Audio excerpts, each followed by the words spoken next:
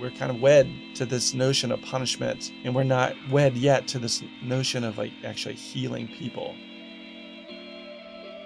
Hi, I'm Jay Ruderman, and welcome to All About Change, a podcast showcasing individuals who leverage the hardships that have been thrown at them to better other people's lives. This is all wrong. I say put mental health first, because if you don't... This generation of Americans has already had enough. I stand before you not as an expert, but as a concerned citizen.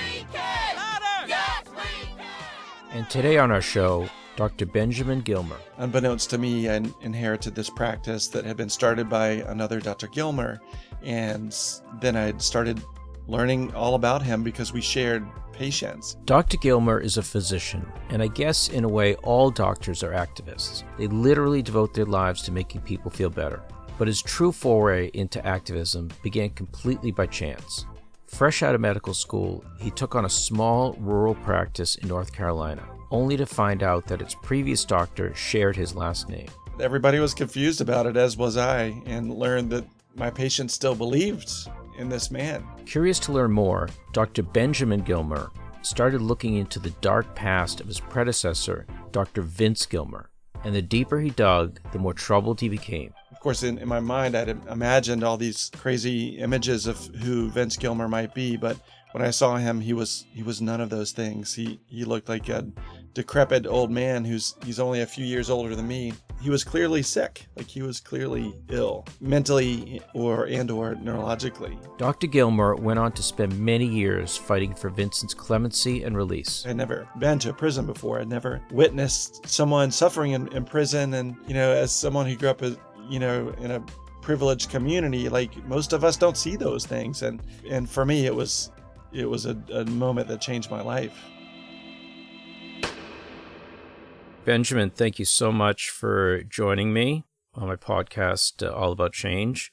My pleasure. So, Dr. Gilmer, you were raised by parents who were called to service, both spiritually, in the medical profession, mental health. Can you talk about how your parents perhaps laid the foundation for you and your sense of activism and altruism? Yeah, I have great memories of both. I have two sets of parents. My stepfather ran a mental health center in the small community where I grew up, and so we were always inundated with him being on call and reaching out to people, especially who were suffering from mental illness, and seeing his daily ritual of like being and working in service.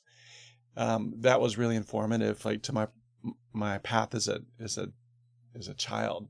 My father was an amazing person who was a little bit of everything. He was a Jungian psychotherapist, an Episcopal priest, but his greatest work was serving in the hospital, so serving people around the time of their death. So I got to witness a lot of work that he did as someone who really committed himself to service, both in the church and in the hospital, and that was always really powerful for me to see his example. And what part do you think spirituality plays in the practice of medicine? Because sometimes, there's seen as a separation between spirituality and modern medicine. But do you think there's a connection? Absolutely. I mean, this is something my father has spoken to me about my whole life. Yeah, the trilogy of mind, body, and spirit is universal. I've witnessed how if you can't connect with people's hearts, then you can't connect with their overall wellness. And oftentimes as physicians, we're afraid to delve into the spiritual of a patient, but it's so important. And that spirituality could be Christianity, it could be Buddhism, doesn't matter. Like, it's delving into the spiritual heart of a patient is supremely important to understanding how their belief systems are formed and how their sense of hope is instilled. And that's so critical to fighting illness. My wife is a yoga teacher, and so I've witnessed her ability to heal through yogic practice and connecting with a deeper spirituality. My father always spoke about the collective unconsciousness, which is a big part of Carl Jung's philosophy.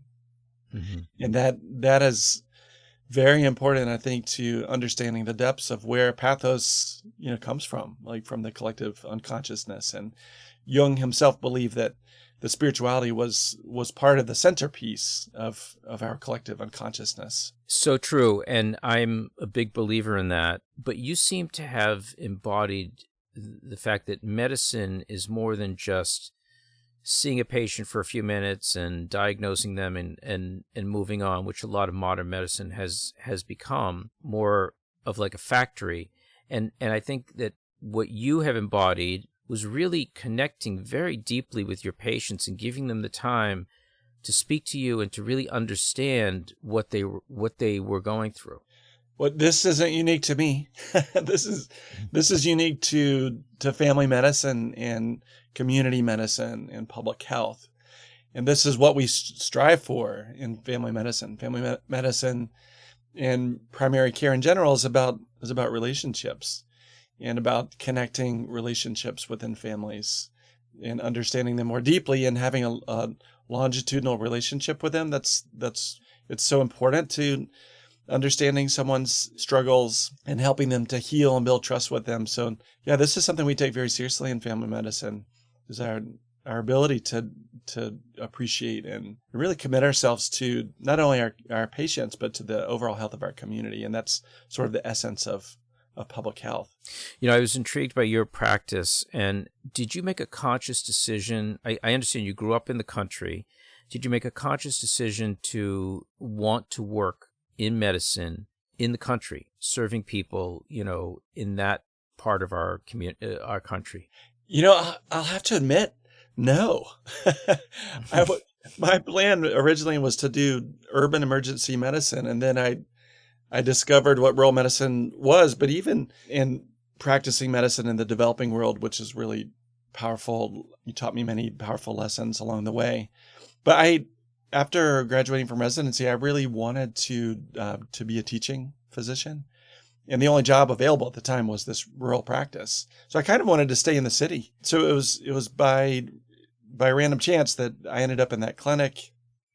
But it was so fortunate for me because I've practicing rural medicine and teaching rural medicine and running a rural fellowship has been a big thread of my life, and discovering the joys of rural medicine and discovering that, this is what America needs right now. But it wasn't because I intentionally chose it initially. It really sort of fell into my lap, as did the crazy intersection with Vince Gilmer's life. But I feel so grateful now that it did happen this way. So I want to get a little bit into that, which is obviously, started out with a recording of This American Life, and then in the book that you've written, The Other Dr. Gilmer, Two Men, a Murder, and an Unlikely Fight for Justice. So you are Dr. Gilmer, and you are interviewing to take over a practice of Dr. Vincent Gilmer. Can you tell us a little bit about the story for those listeners who haven't heard it and who are yet to read your book? Because it is truly a bizarre story. It was certainly bizarre for me, starting my career sort of following the footsteps of a presumed murderer, but that's what the beginning of my professional career was. Unbeknownst to me, I inherited this practice that had been started by another Dr. Gilmer, and then I started learning all about him because we shared patients, and I learned that he brutally killed his father and was sentenced to life in prison in Virginia. And I learned that everybody was confused about it, as was I, and learned that my patients still believed in this man. And it was a very dissonant time for me starting this career, really just trying to learn how to be a doctor, and then living in this kind of shadow world where everybody wanted to talk about the other Dr. Gilmer because no one made sense of the murder. And so over time, I started becoming more and more curious about what happened to him, and started forming my own little theories about what happened. But I learned remarkably, like, from his patients who wanted to tell his story, and then ultimately I learned that if I was going to continue in that practice, that I needed to know what happened to him. I needed to dig a little bit deeper and discovered, why this good doctor, by everyone's account, why his brain went awry, and why he killed his father. So that was the baptism of my career, was trying to figure out this this crazy mystery. And my understanding is that Dr. Vincent Gilmer was, according to your patients and some of the stories they told you, was a very unique individual. Wasn't always paid for his services, received corn as payment, helped out people start their jobs that, or their small businesses that they didn't have the money. And the more you heard about him, the more you thought, like, this is a man who, what happened, which, he killed his father and cut off his fingers to hide the identity. It just didn't match up. But I believe that what was the impetus for you to start to look into this was sort of a fear or a paranoia when a patient came to you and said, oh, he's going to get out and he's not going to be happy that you're running his practice. Does that sound right? It's true. There were many aspects of discovering who Dr. Gilmer was that were perplexing, and I didn't anticipate developing paranoia about him after learning that he might be getting out of prison and coming after me, because I didn't want to believe that. Like, I wanted to believe the stories that his patients were telling, that he was an agent of change in that community, that he was, practiced medicine for all the right reasons. He was the benevolent country doctor who committed his life to serving that community. Those were the things I wanted to believe. But as I learned more about some of the darker sides of him, I started getting more paranoid. And at that point, my family was asking me to be more careful and to maybe even leave the community. And that all felt very dramatic. But I wanted ultimately to know who he was and to figure out what had happened to him so I could continue on without living in this shadow of paranoia. So my understanding is that when you started to look into Dr. Vincent Gilmer, and no relationship at all between you and the other Dr. Gilmer in terms of relations, but when you started looking into it, it was done in conjunction with Sara Koenig of NPR, who was producing an episode of This American Life, and that the two of you began to investigate this together in real time. That's right. She reached out to me to do a story, and I first said, no way.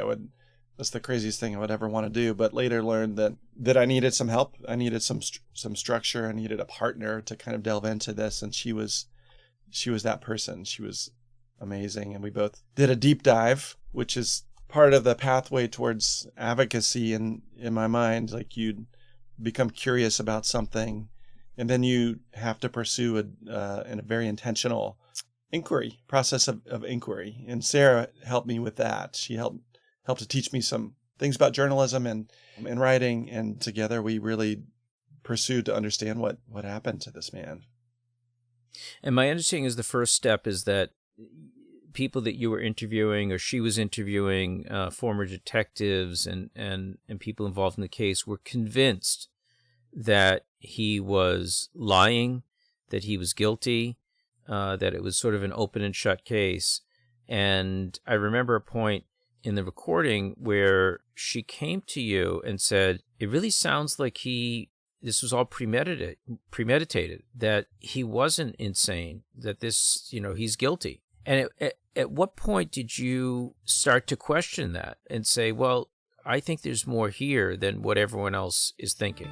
6 years into this, I mean, the guy, he's exhibiting the same kind of behavior.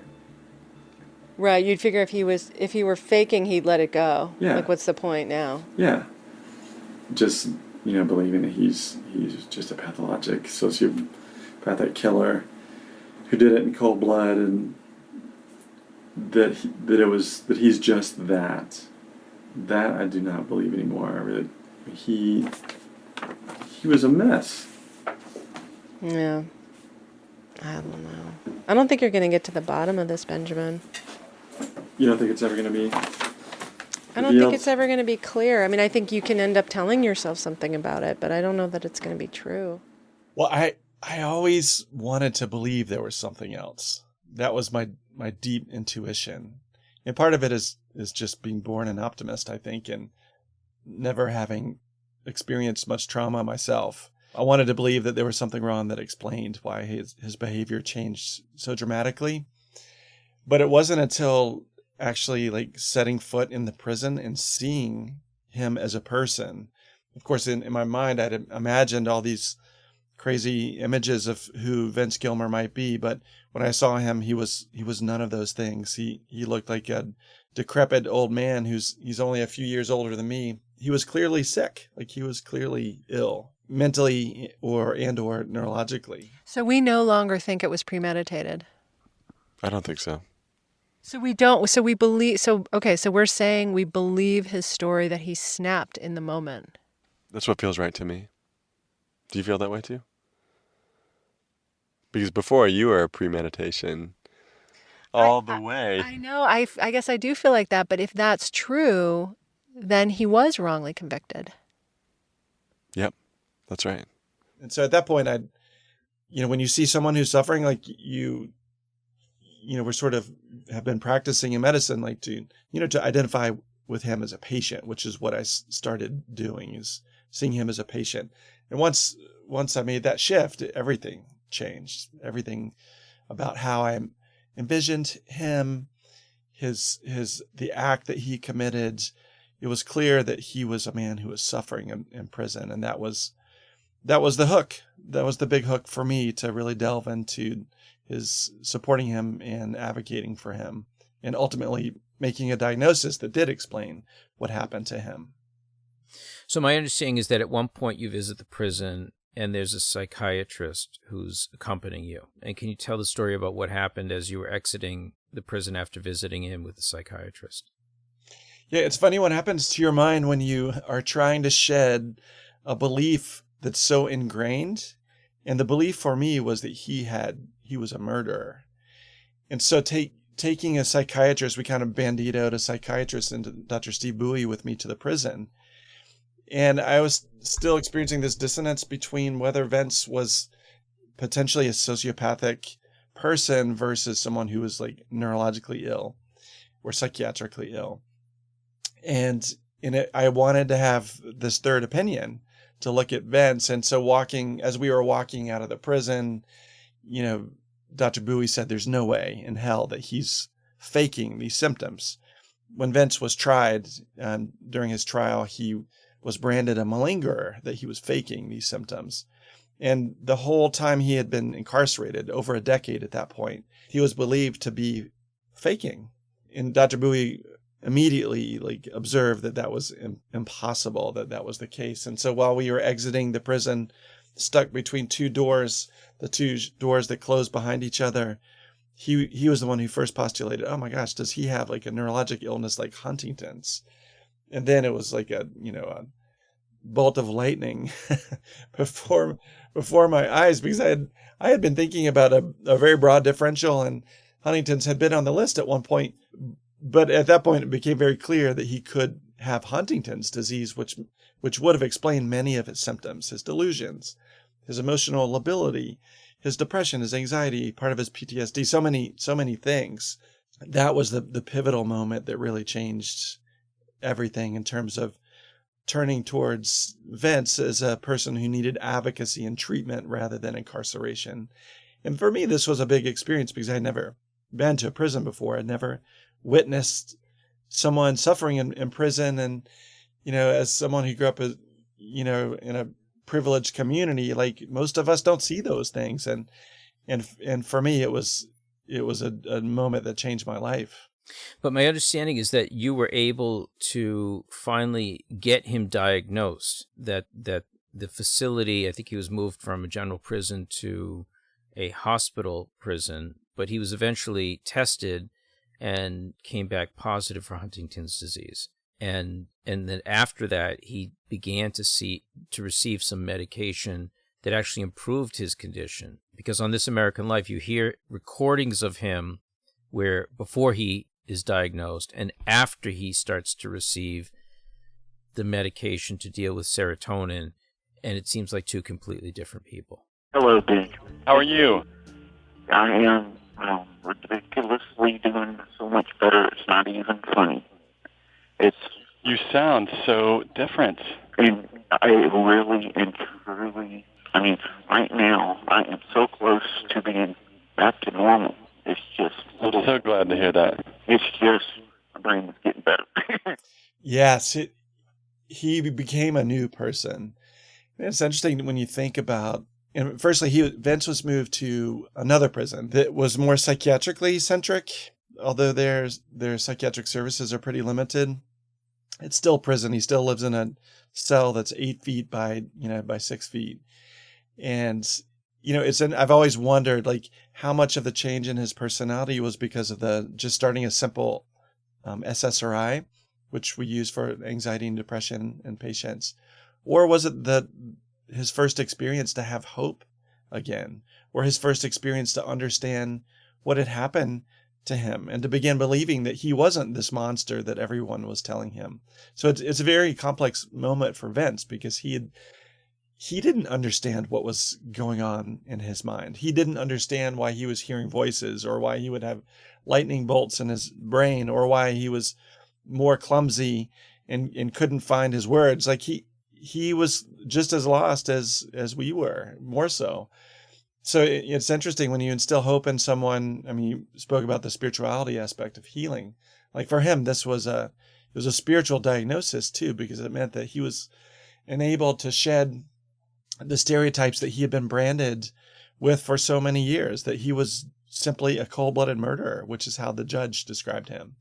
And now he was beginning to see himself as someone who was suffering, or others were beginning to see himself as someone who was suffering, someone who was ill, and that he was a patient, not just an incarcerated person.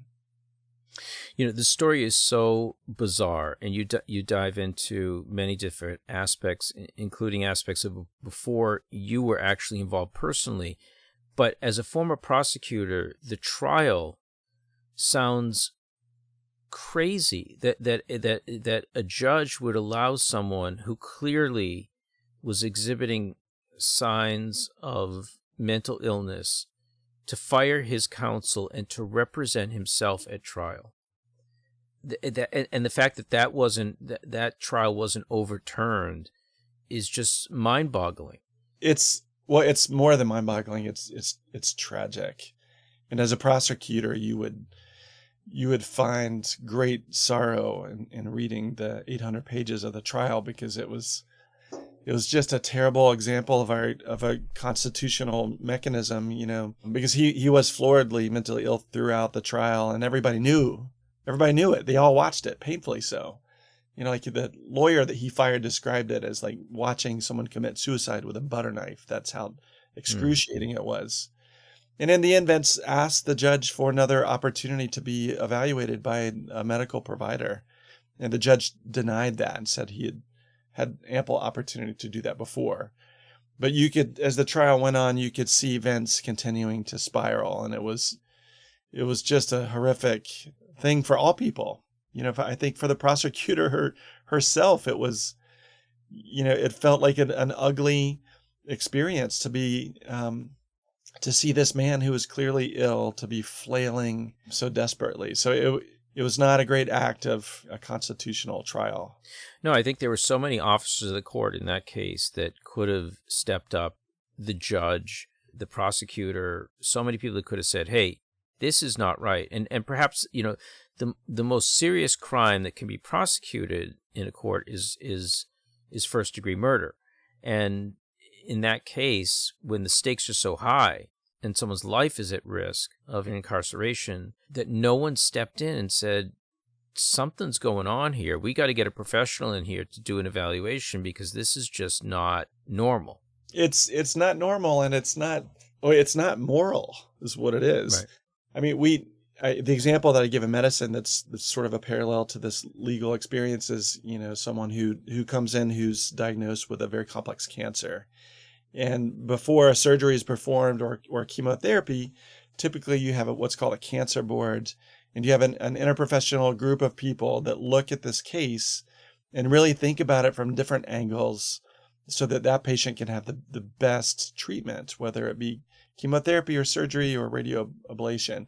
And so, I love that example, because it's something that we could be doing better in the legal system as well. Like it's hard for me as an outsider to imagine committing someone and the expenses of committing someone to life in prison with only one psychological evaluation. Like that seems crazy to me, that there wouldn't be multiple opportunities for people to intervene and evaluate that patient, that person who's on trial. Because we know that, the mind changes, and Vince's mind changed quite a bit, like through the trial as the pressure built. But there was not an interdisciplinary approach or there was not a clinical approach to Vince during this process. And I think there are some lessons that we could learn from medicine in terms of how you think about a person who's being, considered spending the rest of their life in prison. And for me, the sort of spin is thinking about it through a clinical lens. And I propose in the book that we could potentially heal crime. And that really means exactly this, like looking at the person who's on trial as someone, and looking at their whole person as we would through a clinical lens, through different perspectives, and trying to see the humanity in that person too, because they may have had a lapse of their mind, but they haven't lost their entire humanity. And that's something that we have to preserve if we want to make change in our system. Is this what you talk about in Chapter 8 when you say you have to take the whole story and nature of truth into account? Is this what was happening to Vince, that they weren't taking the whole story? I mean, he did murder his father, but they weren't taking the whole story of who he was and the impact of a lifetime of sexual abuse, the trauma that had on him, the disease that he had at the time that no one knew or diagnosed. Mm-hmm. Is that what you were talking about? Yes. I mean, the whole story would demand of the prosecutor to look for the whole story. And as you know, like prosecutors and defense attorneys, they have their very specific jobs. The defenders are trying to defend their clients. The prosecutors are trying to put them away in general terms. And so, if we opened our eyes a little bit and shifted the perspective for both parties, for the defense attorneys and prosecuting attorneys, it would have made a big difference in Vince's case for sure. There was no intentionality, of course, from the prosecuting attorney to ask the question, wow, is Vince mentally ill? Is that something we should consider? His father was mentally ill. We know that schizophrenia runs in families. We know that his father was in a mental hospital the day before he was killed. We know that maybe we should be considering a family history. Like, these are like very basic things that a first-year medical student can pose. And there was, the prosecutor was not, it was not part of her job. And Vince didn't have a defense attorney, and didn't have the cognitive ability to ask those questions himself. So you can see there was a lot lost in the history taking of this trial. Right. Although as a former prosecutor, I would say in that situation, the prosecutor has the obligation as an officer of the court to stand up and say, hey, something's not quite right here. I have a role to play in this court, in this trial, but let's have a sidebar and talk about this, because this seems like an injustice. And that wasn't done in this case. But I wanted to ask you another question about preconceptions, because in Chapter 11, you write a sentence that preconceptions can blind us from the truth. And how do you think in this case, especially, preconceptions of Vince and who he was affected him, and how does it affect us all in our daily lives? Well, this is such a fascinating question for me, because if you look deeply, like everyone, we live within a world of preconceptions, our own preconceptions. This is the natural design of our prefrontal cortex to make sense of the world, to do it efficiently, to do it in a way that makes sense with our own aligned values. We see this play out in politics. We see it play out in religion, plays out in every conversation. But this is the birth of racism. This is the birth of why our civilization is struggling so desperately right now, because preconceptions are cemented. And this is just part of our natural biologic design. And I think it's helpful to recognize that we all come with our preconceptions. Mine was that Vince Gilmer had a traumatic brain injury. And I was so committed to that idea and blinded to other ideas because that was my master's thesis, was traumatic brain injury. And so, if you really look at yourself deeply, you start to see all of these different preconceptions. And I think building a great awareness, being an observant person in general, requires like looking at these deeply seated preconceptions. And if we don't have an intentional practice to do that, then we won't get to the next step of change. And this is where, I'm blinded every day in medicine. Like I walk into an exam room, and before I even hear the patient's story, in my mind, I know exactly what's going on with them. And so it takes a lot of intentional effort to get out of that circuitry that we continue to lay tracks over. And that takes a lot of work. And oftentimes it takes a lot of external work, like seeing a therapist or being an active listener. These are the things that can lead to change. And I've been really curious how the book would affect some of these preconceptions that others have had about Vince, about why, what happens to people after they've committed murder, why they commit murder in the first place, preconceptions about punishment and treatment. And I've learned that it's sometimes insurmountable, like to change people's preconceptions. But that is the great gift I think that I've received from readers, is that this book has helped them to start seeing mental illness in a different light. It's helped them to start imagining how mass incarceration could be different. It's helped them to start imagine and question why we lock up our most vulnerable citizens, the mentally ill. And that's the great work I think that I would like for this book, to seek a upstream change in that regard. But as you can see, Jay, it boils down to our preconceptions, Right, on so many levels. how many people in the United States are incarcerated? And out of those people that are incarcerated, how many of them have issues of mental health that could have been dealt with or could be dealt with outside of a prison system, but they are essentially locked away? Well, all people who experience mental illness can be treated. I think that's something we have to make as an assumption, that there's effective treatment for mental illness, that this requires long-term treatment, not just acute crisis management. But when you look at the numbers, and this was like something I knew nothing about. I had no idea. After 16 years of, education, I had no idea that there were 2 million people in our country locked up. I was blinded to that. And I certainly didn't know that 40 to 50% of those people have mental illness. So that, that's like 800,000 people today with severe mental illness reside in our prisons. That's a staggering number. It's just hard to even fathom that. I did not know that there are 10 times more people with mental illness who live in prisons than in our own hospitals, because we have such a paucity of mental health centers for long-term treatment. I had no idea that the 3 biggest mental hospitals in our country were Rikers Island in New York, Cook County Jail in Chicago, and the LA County Jail. Those are that just blows me away.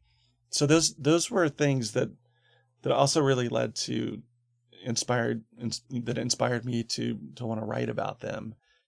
So what is the solution here? The solution is to take people out of the traditional prison system and to get them the help that they need in order for them to improve their lives and perhaps be able to re-enter society, and not to house so many people, and lock them up just because they have issues of mental illness.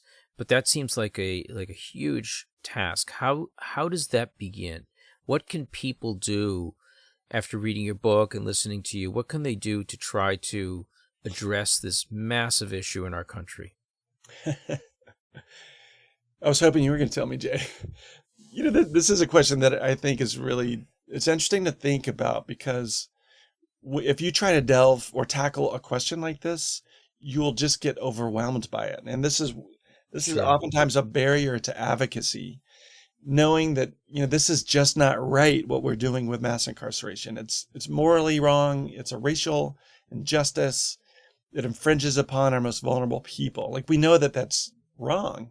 How do we change it? And, when I got involved with Vince Gilmer, I wasn't thinking at all about like changing the system. Like I just wanted to get this man out of prison. And I wrote this book for the governor of Virginia, firstly. And that was my very monocular view of it. And now that I've been learning so much more and have committed to this pathway of advocacy, which ultimately, you get curious about something, you do a deep inquiry, and then you start to become transformed, and getting to know Vince transformed me. And then at some point you have to arrive at this stage of visioning. And this is where a lot of people get lost. This is where I get lost. How do we change the system? And I was very intentional about not being prescriptive in the book about, okay, these are the top 10 things we can do to change our system. There are many books written about that. A fantastic one called Healing. I wanted to firstly sort of try to reach into people's hearts to sensitize them to this greater issue. That was my first intention. But when you think about and to start referencing, to really change the system, we have to think far, far upstream. And that means thinking about the fetus in the womb. That means paying our kindergarten teachers more, having access to social workers in all of our schools. Those are the things that will lead to this change. But if you think about healing crime and you realize that other people, like in Norway, for example, their intention for incarceration is rehabilitation.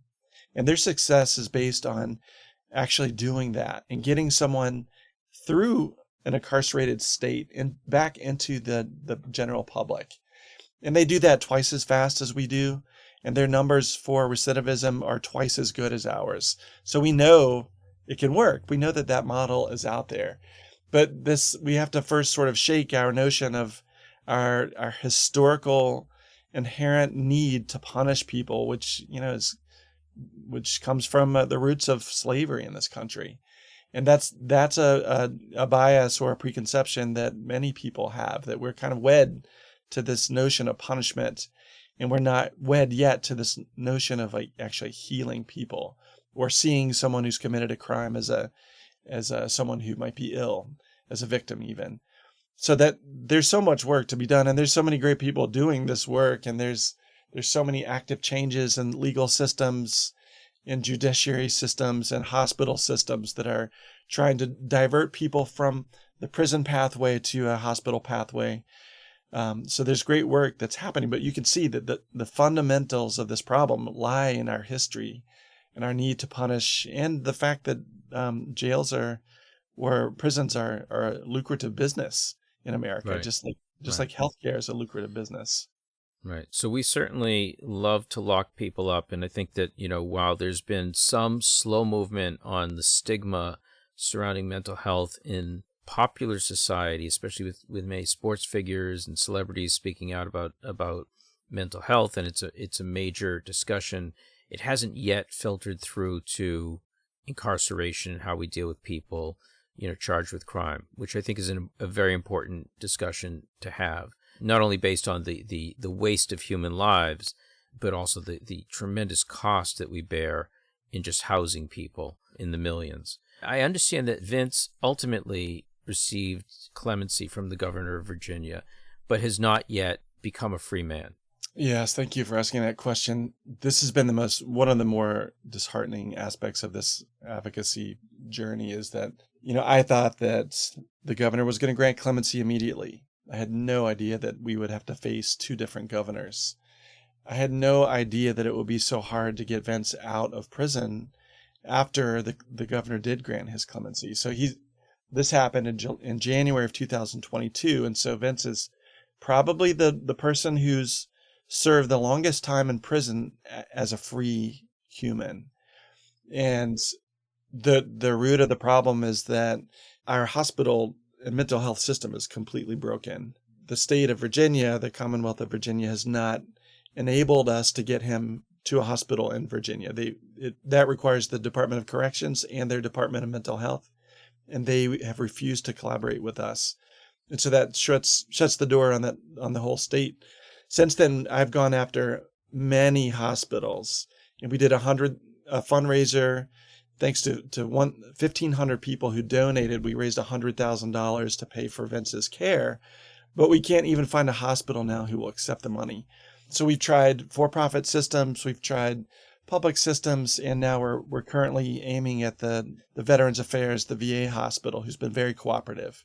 This is after several failures with two very large hospital systems that, after months of negotiations, eventually decided not to take Vince because they were concerned about PR risk. So a patient like Vince can only go to a few places in each state, namely the public mental health hospitals. And those hospitals will not even entertain an application until Vince lands in North Carolina. So you can see it's a difficult situation. But I'm very hopeful that the VA system, who's been very responsive over the last 2 months, and it's currently in the office of the general counsel, that we're going to get movement over the next few weeks to get him to a hospital. It's been one of the most frustrating things in my life. And people wonder, how is he still in a prison and not in a hospital? It's because our hospital system is completely broken. And it's another story that we'll need to tell on a different time. But yeah, it's, as a physician, like watching him suffer in prison, knowing that there's a mental hospital across the street from the prison where he's at it's a violation of the Eighth Amendment, cruel and unusual punishment. It truly is. I can't think of another example that would be more stark than Vince's right now, but fingers crossed we're going to get him out very, very soon. Well, good luck. I'm sure his physical condition is not the best these days. Dr. Benjamin Gilmer, it was a pleasure having you as a guest on All About Change, and thank you for your advocacy and for the continued impact you're having in your community and our society in general. So thank you so much. Thank you, Jay, and thanks for your podcast. This is the type of media that we need to be focusing on, is All About Change and thinking about the positive ways that we can influence the world right now. Thank you. All About Change is a production of the Ruderman Family Foundation. This show is produced by Yochai Meital and Mijan Zulu. As always, be sure to come back in 2 weeks for another inspiring story. I'll be talking to Yvonne Benson Idahosa, who will tell us how she went from fancy boardrooms in New York City to rural villages in Nigeria. Yvonne is a leading expert and advocate against modern-day slavery and sex trafficking in sub-Saharan Africa, and our episode will focus on the very troubling and important topic. In the meantime, you can go check out all of our previous content live on our feed and linked on our website, allaboutchangepodcast.com. Lastly, if you enjoy our show, please help us spread the word. Tell a friend or family member, or consider writing a review on your favorite podcasting app. I'm Jay Ruderman, and I'll catch you next time on All About Change. Au revoir, but not good.